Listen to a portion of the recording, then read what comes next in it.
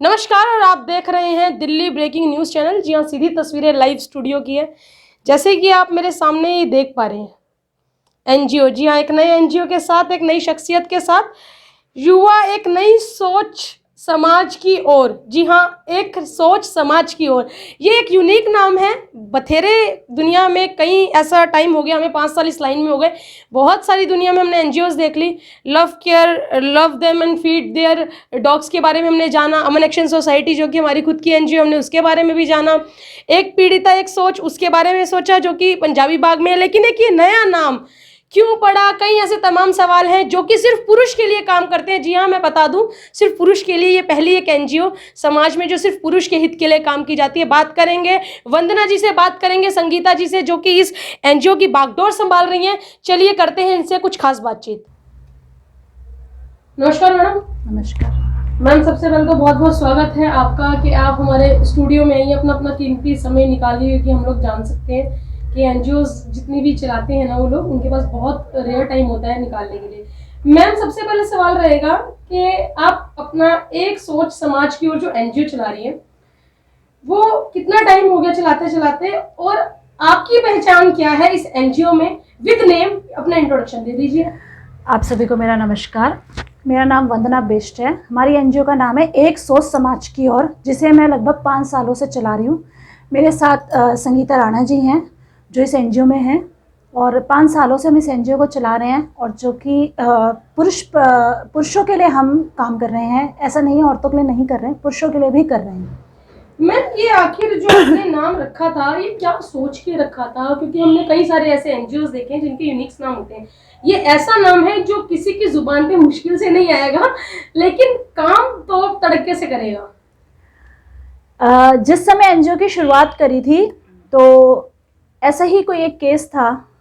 उसके बारे में जब हम सुन रहे थे तो सोचते सोचते ये दिमाग में आया कि क्यों ना हम एक सोच इसकी तरफ भी बढ़ें, एक सोच समाज की तरफ भी करें। हम अपने लिए जी रहे हैं, एक बार समाज के लिए तो जी कर देखें।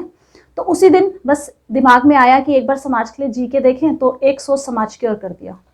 मैम, अभी आपने बताया कि कोई ऐसा केस आया, केस से याद आया, केस जब हम आते हैं हमारे माइंड में आता है ना, तो कोई एक ऐसा केस जिसने रूह कांप दी हो, कोई एक ऐसा केस जिसकी गुत्थी बहुत सुलझी थी लेकिन आपने चुटकियों में सॉल्व कर दिया? जिस केस ने रूह कांप दी, जिस केस ने मुझे हौसला दिया कि मैं भी कुछ कर सकती हूँ, जिस केस की वजह से आज मेरी एनजीओ को 5 साल हो गए हैं, वो एक रेप केस था।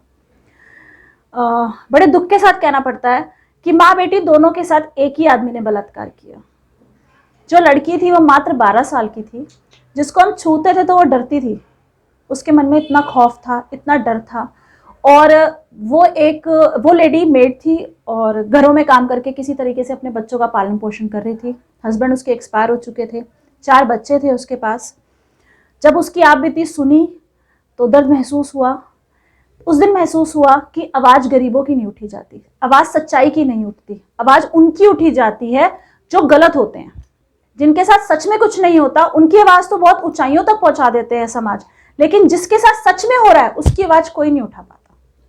मैडम, ऐसे कई बारी होता है ना कि लोग झूठे केस में फंसा देते हैं, चाहे वो गर्लफ्रेंड हो, चाहे वो बेटी हो, चाहे कोई भी रिश्ता हो, क्योंकि ये यूनिक ट्रेंड मुद्दा चल रहा है। जैसे अभी सीएम साहब नई शराब नीति लेकर आए हैं, वही मुद्दा चल रहा है। वैसे एक ही लेटेस्ट मुद्दा जिसके ऊपर क्राइम पेट्रोल भी बहुत आते हैं, और प्रैंकर जितने भी यूट्यूबर हैं वो भी ये चीज दिखाते हैं कि कोई ना कोई किसी ना किसी आरोप लगाता है, पैसे ऐडते हैं, चलो गए, और उसके बाद भी ठंडा नहीं होता। तो कोई ऐसा आपकी एनजीओ के पास कोई ऐसा केस आया हो जो झूठे आरोप में फंसाता है और उसकी आपने बैंड बजाई हो? झूठे आरोप में एक 58 साल के अंकल जी थे, जो कि हमारे सरकारी एम्प्लॉय थे। उनकी मेड ने अपनी बच्ची से उनके ऊपर एलिगेशन लगा दिया। अच्छा। संगीता जी के पास फ़ोन आया कि ऐसी ऐसी बात है, तो आप बताएं कैसे आप हमारी हेल्प कर सकते हैं। हमारे पास थाने से ही पुलिस वाले ने ही खुद फ़ोन करा कि अंकल जी झूठे केस में जा रहे हैं, बट हमारे हाथ बंधे हैं कानून के दायरे से, एक बार आप आ जाओ। तो अंकल जी अकेले रहते थे और बच्चे उनके अलग रहते थे। अंकल जी जब तक हम पहुंचे तब तक अंकल जी जेल जा चुके थे, अरेस्ट हो चुके थे। हम लड़की से मिले, लड़की की बच्ची से मिले। संगीता जी ने उस लड़की की काउंसलिंग करी। काफ़ी देर लड़की से बातचीत करने के बाद पता चला कि मेड अंकल जी मेड की बात नहीं मान रहे थे, तो उन्होंने उस लेडी ने अपनी बच्ची आगे कर दी। हमने उसकी काफ़ी देर बच्ची की काउंसलिंग करी, उसको समझाया कि कानूनन ये गलत है, कल को आपके ऊपर भी कुछ एक्शन हो सकता है। खैर उस लड़की के जब कोर्ट में बयान हुए, उस लड़की ने सच सच बता दी सारी बात कि मेरे साथ नहीं हुआ था, लड़ाई हुई थी मम्मी के साथ, ये लड़ाई झगड़े का था। और मम्मी ने एलिगेशन लगाया। हम नाम नहीं लेंगे, हम किसी की छवि खराब नहीं करेंगे।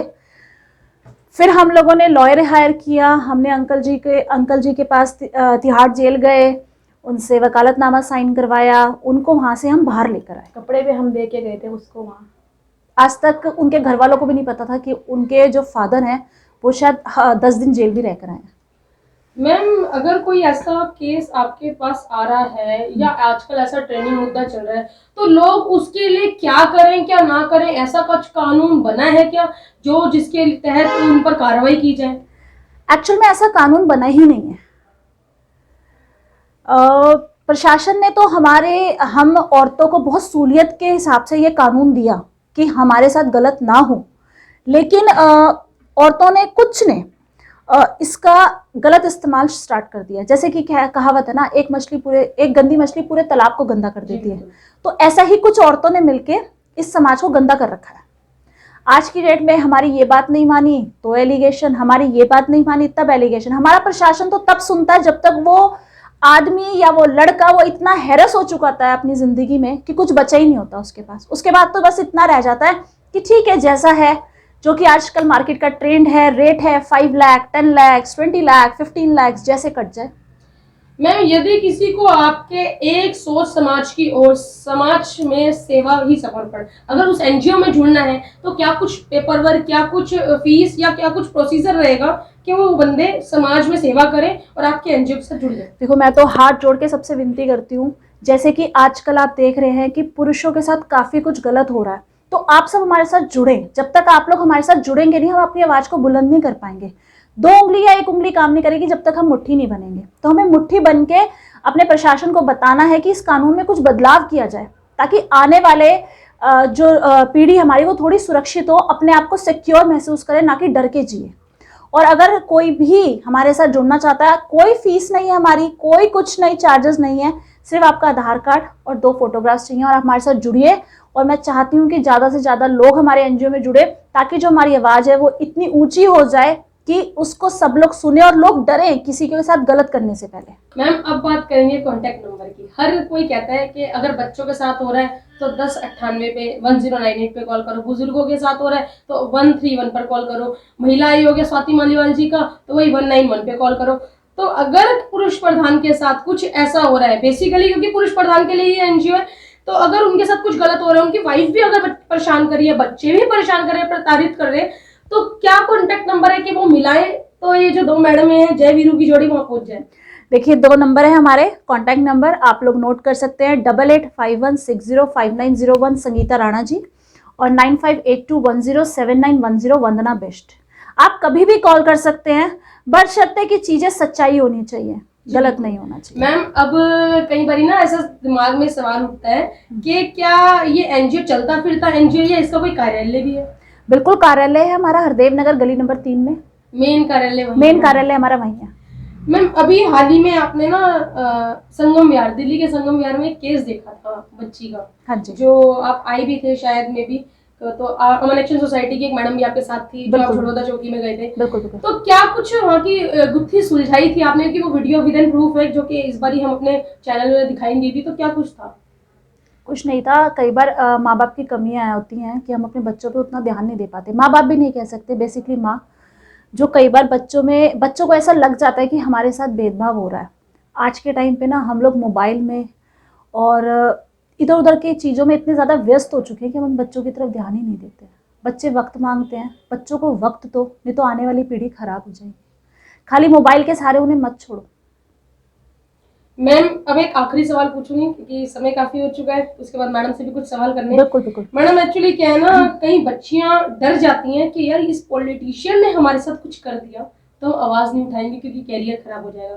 तो क्या ये एनजीओ उस पॉलिटिशियन को छोड़ देगा या उस पॉलिटिशियन के खिलाफ आवाज उठाएगा? जिस मुकदमे ने मुझे इस एनजीओ की तरफ खींचा है, जिस केस की वजह से मैं इस एनजीओ के साथ, एनजीओ मेरी आज है, वो एक नेता ही था।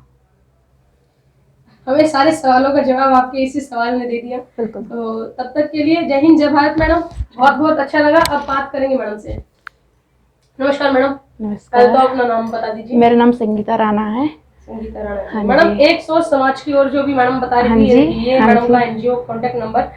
मैडम, जिस तरीके से अभी बात हो रही थी, हाँ तो जी। आपने अपना जीवन जो है इनको सौंप दिया। हाँ, कितना टाइम हो गया आपको मैडम के साथ जुड़े हुए, इस एनजीओ में जुड़े हुए? 5 साल हो गए हमारे को, और हम तन मन धन से जुड़े हुए हैं।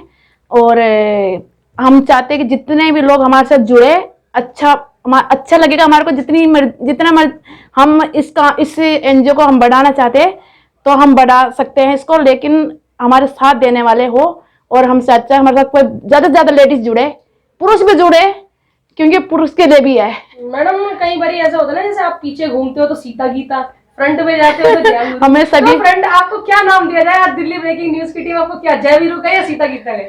सीता गीता। सीता गीता। हाँ। इस एनजीओ में सीता गीता मतलब बैंड बजाने के लिए नंबर हाँ, 1 है। हाँ, हाँ। जो कोई गलत करेगा, गलत के बैंड, सच्चाई के नहीं, सच्चाई के साथ है। जो मतलब गलत करेंगे। एक छोटी सी विषय। हाँ जी। 25 तारीख को क्रिसमस आ रहा है। हाँ तो जी। आप अपने एनजीओ की तरफ से और उसकी पूरी टीम की ओर से, हाँ जितने भी जी। आपके बॉडी मेंबर्स हैं, हाँ जी। शुभकामनाएं दे दीजिए एक बारी। सबको मैरी क्रिसमस। सबको मेरी क्रिसमस और नववर्ष की भी हार्दिक शुभकामनाएं। जय हिंद, जय भारत।